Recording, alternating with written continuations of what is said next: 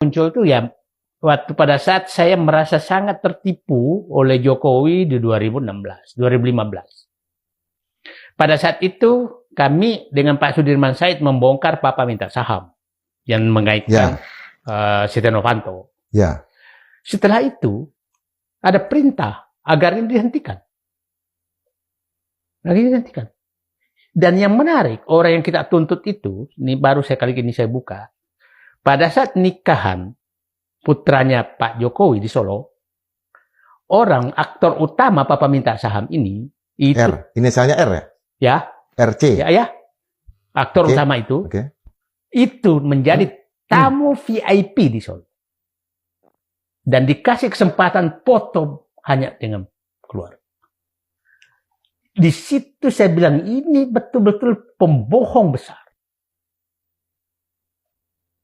Habis itu pidato kan? Artinya Papa minta saham itu dulu diperintahkan untuk apa itu maksudnya? Dihentikan. Tapi itu untuk ini kan dulu artinya itu tugas dari presiden. Kemudian menjadi kasus, kemudian disuruh hentikan. Ya. Maksudnya gimana, Bang? Jadi awalnya kan saya mendapatkan mafia migas kan? Ya. Ya, oke. Enggak, mafia Freeport. Mafia Freeport. Ya, oke.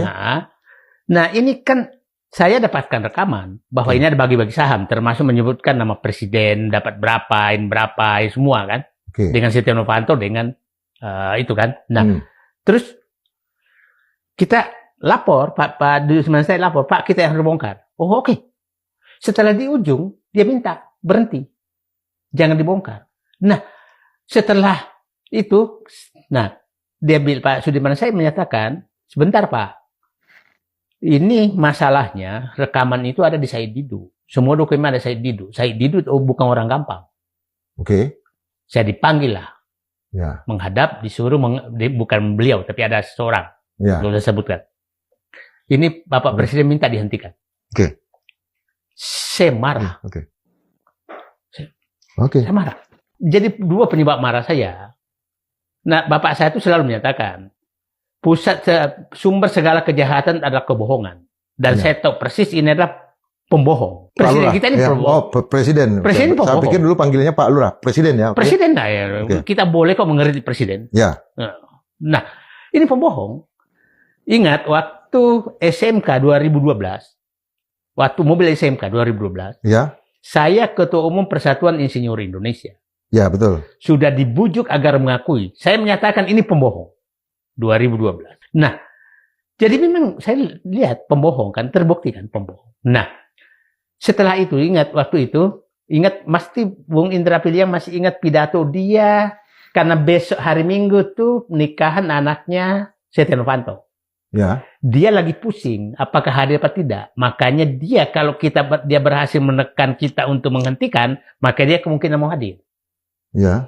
Malam Minggu itu 5:30 dia pidato, aku orang sudi, namaku dipakai-pakai di Papa minta saham. Di situ saya orang ini munafik ini sebenarnya. Dia baru menekan kita untuk menghentikan, tapi pura-pura jadi pahlawan. Ini yang saya sedihkan karena begini, kita harus memberikan pelajaran bahwa pemimpin harus bertanggung jawab. Jangan ada satu keluarga yang bebas melakukan apa saja di negeri ini seakan-akan bebas tidak bertanggung jawab. Bayangkan kita tiap hari dilecehkan oleh keluarga ini. Tiap hari. Kita mengkritik Mulyono, bikin kaos Putra Mulyono.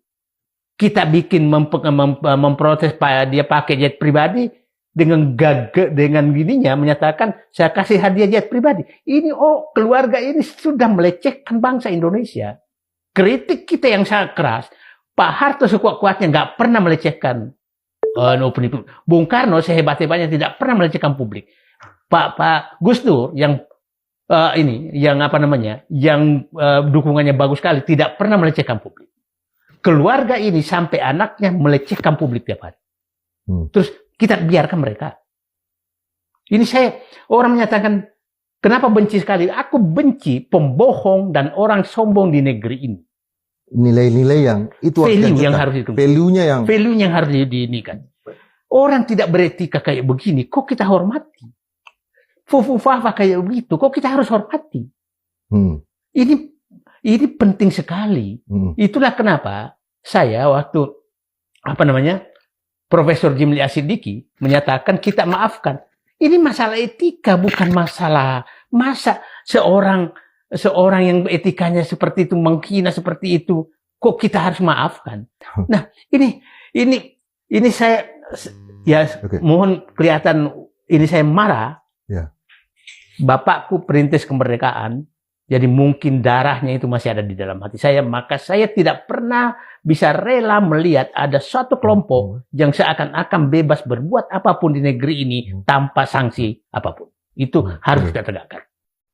Kita sudah dengarkan Pak Said Didu membongkar kasus Papa minta saham yang sangat viral, yang sangat trending saat itu. Dan dengan tegas di sini Pak Said Didu seperti biasanya memang beliau sangat vokal dan kritis tajam kepada pemerintah Jokowi. Akhir-akhir ini memang beliau keliling dari satu lokasi ke lokasi lain yang ada di sana indikasi ingin dicaplok oleh para oligarki, membeli lahan murah tanah warga kemudian dijual puluhan kali lipat. Nah, tadi Pak Said Didu jiwa kritisnya itu memang tak pernah padam, membongkar siapa di balik dalang Papa minta saham yang disebutnya. Pak Jokowi itu memang presiden yang di mata Pak Said Didu adalah pembohong yang memang harus dituntut ketika nanti lengser dari jabatannya, karena sebentar lagi kurang kalau tidak salah 16 hari lagi Pak Prabowo akan dilantik dan Pak Jokowi sudah selesai masanya 2 periode, dan saat itulah Pak Said Didu mengatakan kita tidak boleh memaafkan begitu saja, tapi harus ada tuntutan hukum. Hukum harus berbicara kepada Pak Jokowi, bahkan kepada keluarga-keluarganya yang di dalam pandangan Pak Said Didu ada indikasi yang memang harus berurusan dengan hukum ketika Pak Jokowi itu menjabat setelah selesai. Nah, kita harus dalam pandangan Pak Said Didu harus diselesaikan di depan hukum. Terima kasih.